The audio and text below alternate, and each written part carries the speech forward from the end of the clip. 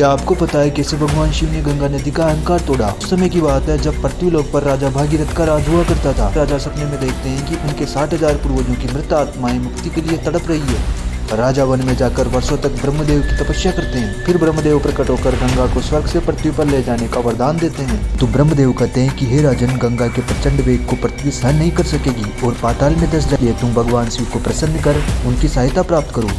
तो राजा भगवान शिव के पास जाकर उनसे प्रार्थना करते हैं। तब भगवान शिव कहते हैं कि हे राजन, मैं गंगा को अपनी जटाओं में धारण करूंगा। तो जानकर गंगा नदी को अहंकार हो जाता है कि संसार में ये कौन है जो मेरी शक्ति से टकराना चाहता है। तो ब्रह्मदेव का आदेश पाकर गंगा कैलाश की ओर प्रस्थान करती है।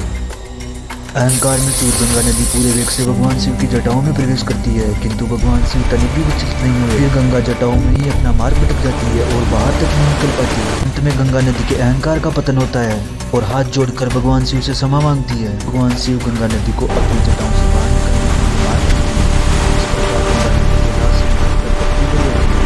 पार्ट 2 में जानिए कि वह 60,000 मृत आत्माएं कौन थी जिनके लिए गंगा को पृथ्वी पर आना पड़ा।